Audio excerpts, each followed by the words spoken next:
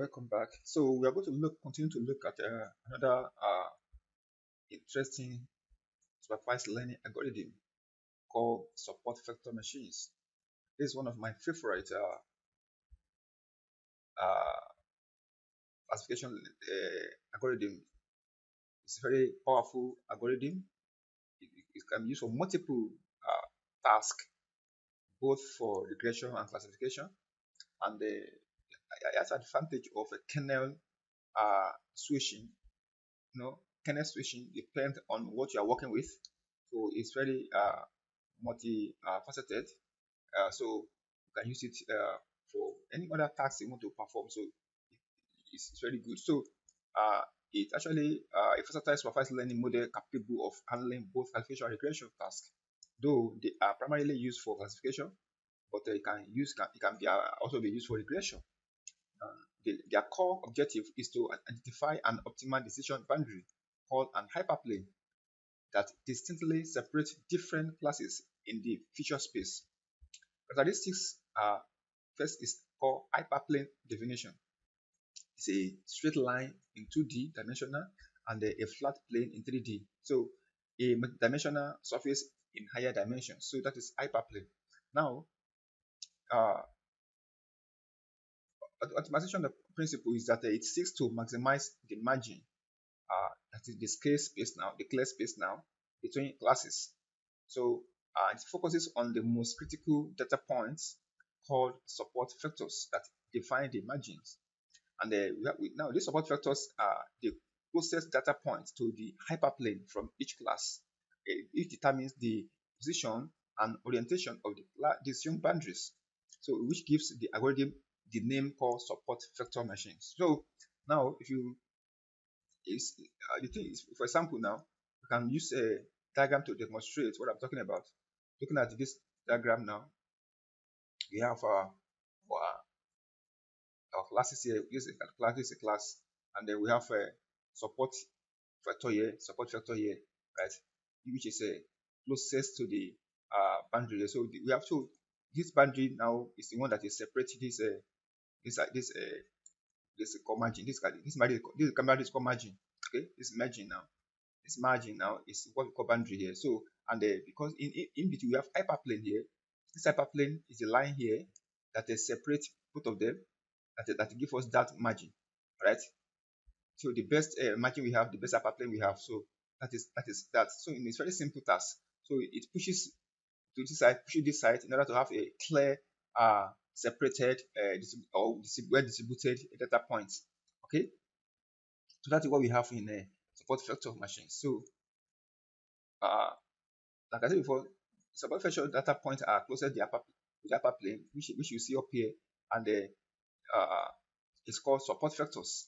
Okay, separating line will be defined with the help of this data point. So the upper plane, as we can see in the above diagram, is a decision plane or space which is divided between a set of objectives having different classes. Then margin, it may be defined as the gap between two lines on the closest data point of different classes. It can be calculated as the perpendicular distance from the line to the support vectors.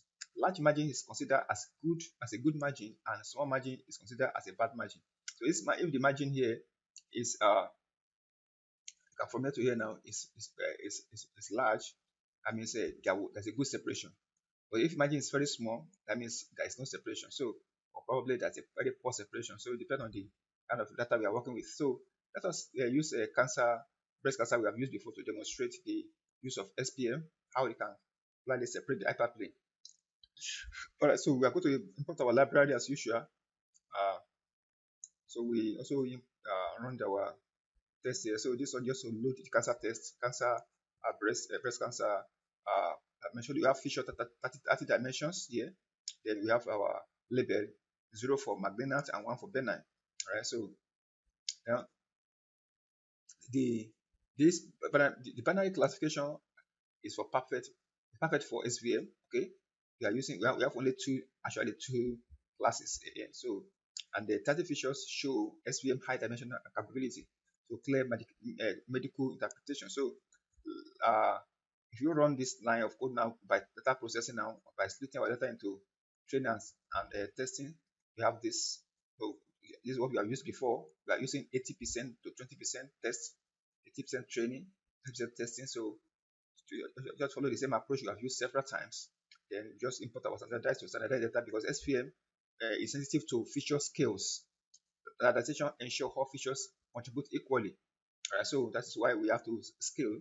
Then we can train the feature here, right? We run the training here. So here's our way to train our model. So now in the training model, we have several parameters you can pass here. Several parameters here. So we are using a RBF first. Okay, this RBF, you can see here, this kernel. So this kernel can be changed to linear, to we have polynomial, we have sigmoid. So there are several kernels here that you can supply here based on your data, how what you are doing, working with. So linear kernel RBF kernel is common, but RBF is common because it's used for many things at the same time. So our cost is 1.0, gamma is scale. So random, our usual random state to make it reproducibility. So that is our reproducible. That is what we just supply now. We train it now. So like I said before, RBF can uses radial basic function for nonlinear separation. So our separation may not be linear, so we can supply RBF. Our cost is for regularization parameter, balance margin versus misclassification. This is balance the margin. And then we have our scale, our gamma, which control influence of single training samples. So now if you run this line of code now to visualize our concept we are talking about here, we have our supervision. Now this RBF now, you can see.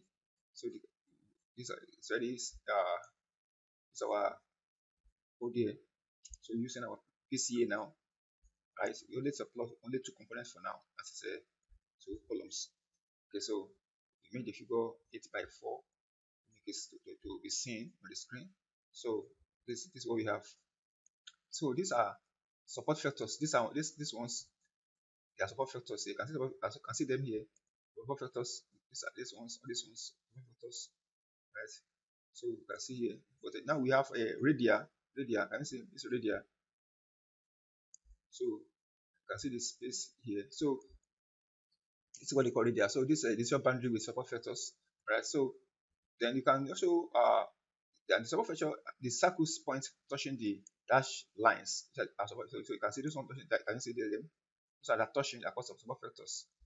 You can see the upper plane solid line z equal to 0, the solid line at the this upper plane.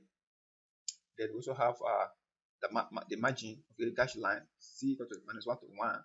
That's margin here. It's a margin. The margin. So imagine is from here to here. And this is the space between margin is a little bit wider, and our upper plane is also in the middle here. So there's enough space here, but there are many support features underlining it. Okay, so and imagine with distance between dash lines. So imagine with, so that which I've explained before. So this is just called a radial method. Now this is a radial. Okay, so now we can also evaluate it. Let's look at a result here. We evaluate it. We have our result display here. So we are having a 98 percent accuracy approximately, right? So this is how it works. So both benign and malignant, you can see. So 100% recall for malignant tumors, critical for medical diagnosis, and 95% of 95% recall for benign cases, right? So two false negatives is classified benign tumors. You can see two false negatives here, right? But there's none for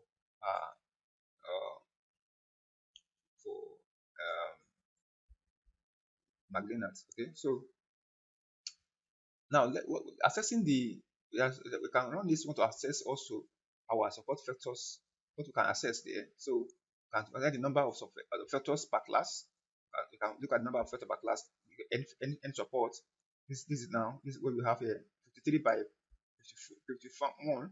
Okay, you can also look at the indices of support factors, which I display here. You can also look at the support factors itself. Okay, support factor itself. So you can see them here. Support factors. That's support factors. Those points you are seeing are touching the rand. These are their numbers. You can look at them here. Right? So these are the just thing you can fetch out from the support vector. So the 53 this means a number of support vectors per class.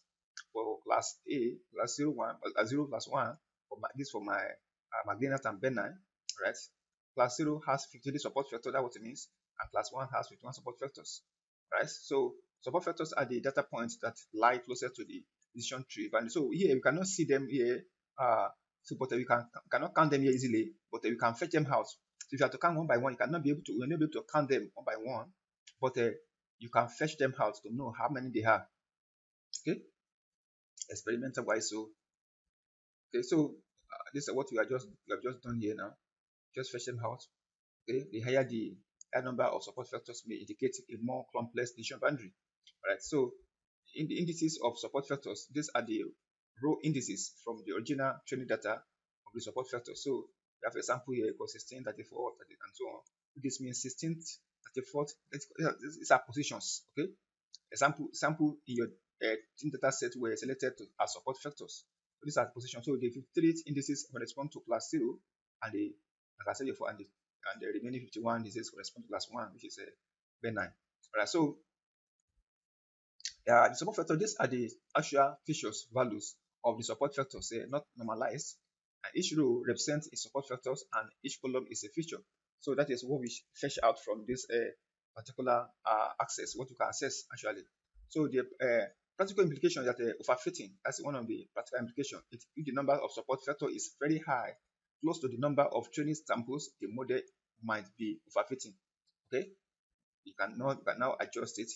Feature importance is if certain features dominate the support vectors, they may be more discriminative. And non-linearity, if the boundary is complex, a non-linear kernel like RBF might be better than a linear ones. Okay, so we want to use each kernel now for linear, simple, linear, interpretable models. So it's not a complex one; it's just simple. But when you have a complex non-linear boundaries, you can use a RBF. If you capture polynomial relationships, then you can use a polynomial. So for most real-world problems, RBF is default, but switch to linear if you need model interpretability. However, Sigmund transform data using a hyperbolic tangent functions. Really preferred today because it's usually outperformed by RBF or linear kernels. Meanwhile, it is historically used in neural networks like SVM coursing. So in perception rather, for neural networks. So you may see that later as we continue gradually. So let us look at a linear approach to this now. So we run the same data now. Just our kernel, we change our kernel here to linear now instead of RBF, right? So our cost is still 1.0. You can change the cost, you can change the kernel, and many other parameters that we are not setting here yet. Okay, so we call our principal component as well to plot usual our code. So just make size 8.4. Then we use the first two columns which we have called out here. So run this, we have our decision boundary here. It's for linear. It's for linear now. So you can support vector here. We have here. Can you see? You have the minimum number of support vector here.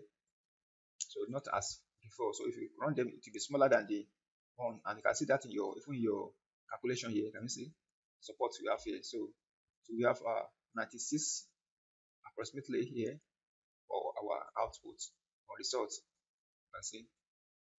So the our kernel is linear. So forces the SVM to fit a linear hyperplane, no complex nonlinear boundaries at all.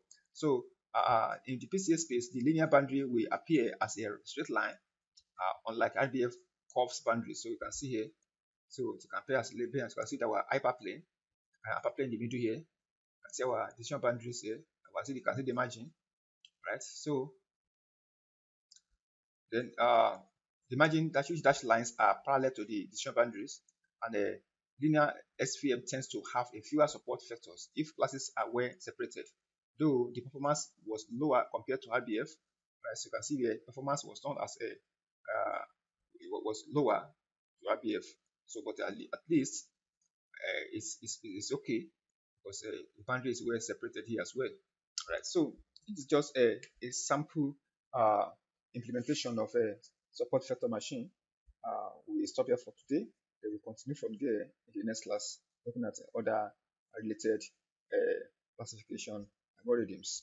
Thank you so much for listening. You can like, you can subscribe if you have not yet, and you can also share if you want. So I will see us in the next class.